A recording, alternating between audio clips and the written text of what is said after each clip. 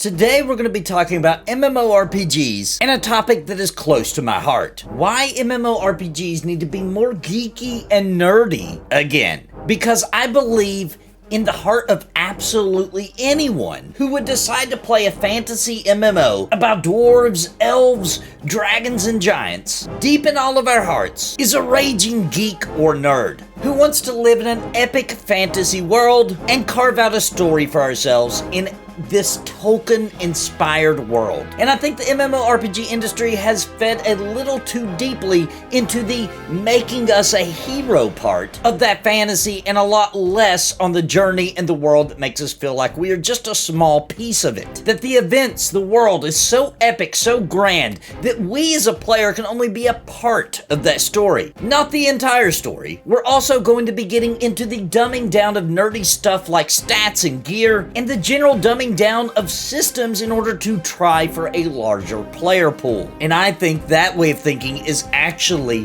wrong. I'm going to give a layout of an MMORPG that I think could take the genre by storm. And of course, we'll be discussing in the end, did the industry leave the geeks and the nerds, the ones who paved the MMO road with gold for the future? Did we get left in the dust? My name is Nathan, I cover MMOs and RPGs, so please hit that like button like it owes you money, and subscribe for more. Before we get into the nitty gritty, I want to take you back to a time of the early days of MMORPGs. Actually, you know what? Forget that. Let's go back to the early days of MUDs, when it was real nerdy.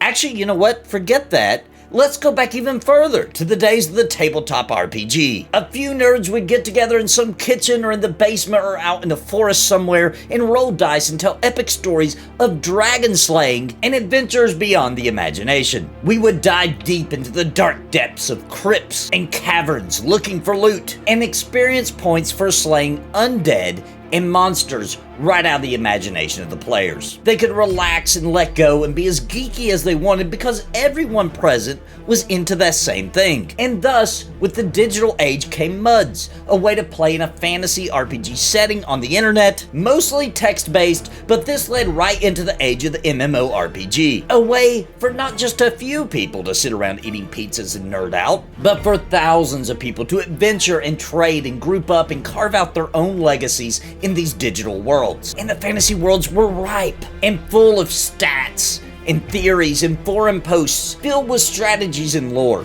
secrets and fun. I'm talking about Ultima Online, EverQuest, Asheron's Call, Final Fantasy XI, Dark Age of Camelot. I'm talking about the classics. These were the days where MMORPGs meant being part of a community, working together to overcome massive obstacles and immersing ourselves in these MMO fantasy worlds. They weren't built for mainstream. They were built for us, the same nerdy geeks who loved the power of imagination and felt the draw of the sword or the staff, the spell slinging or the bard's song. And we all used to think, wow, what does the future hold?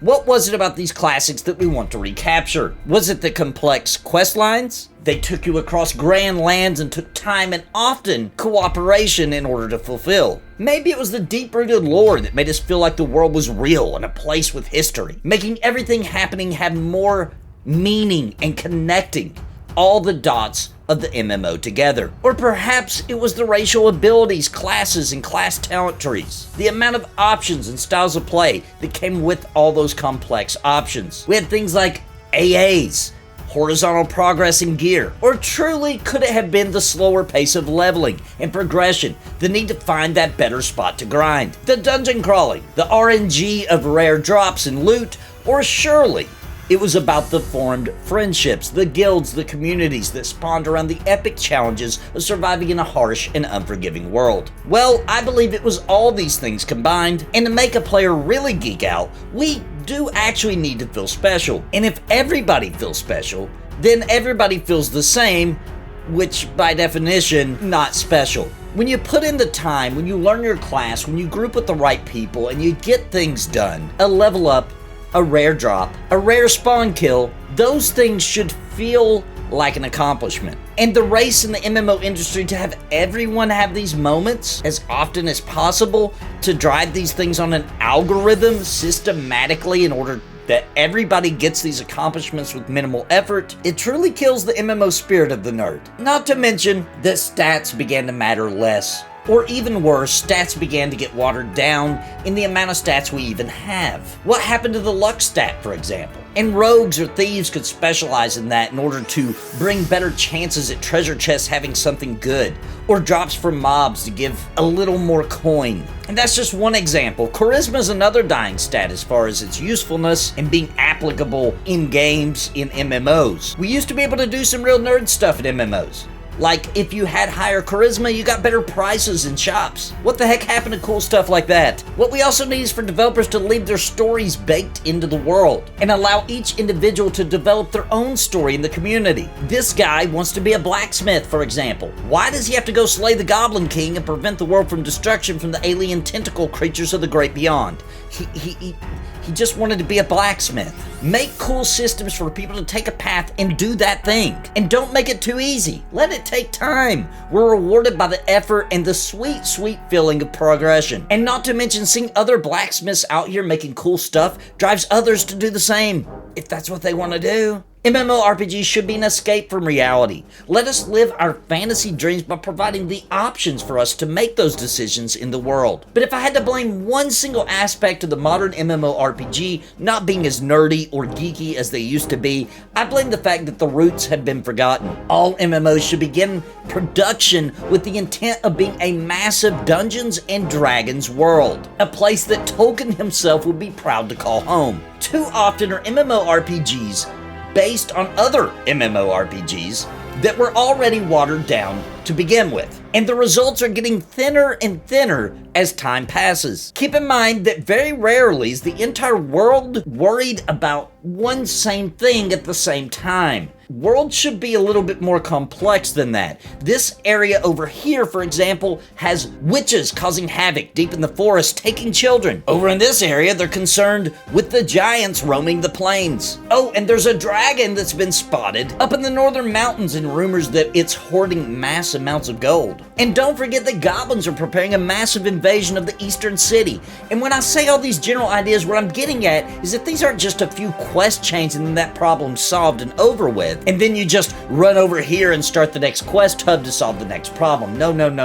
I mean deep, involved, long campaigns for each of these issues. These aren't a few series of quests. These are campaigns, possibly taking you so much time to solve and finish that you could spend a whole month or two on each one or more. That's the D&D spirit, and the options the players have to decide which to focus on. And we're just talking about the adventure stuff here. Not to mention, this will drive people to create alts in different lands or to try different paths on their level up journey, giving it a lot of replayability.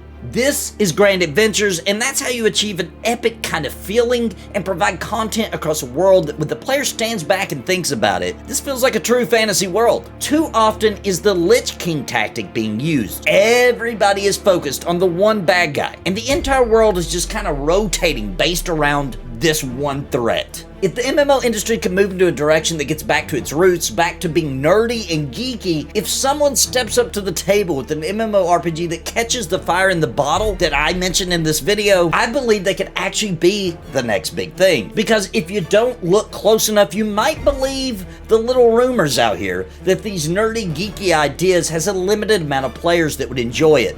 And yet, we get an example every now and then that proves the lightning is still in that geeky bottle. So no, the MMORPG genre is not dead. There are still somewhere in the ballpark of 100 million people enjoying MMORPG experiences across many games and platforms. And I'm probably being completely lowballing that number, but the MMO genre is in certain need of a new bold direction that will light the engines pushing it into the future. And that, my friends, is what I do here on this channel. Look and try to find the gem in the rough, the projects that are going to get us there. So please subscribe and join the channel, and let's get there together. I hope you enjoyed my look into how MMORPGs need to get back to their nerd culture roots.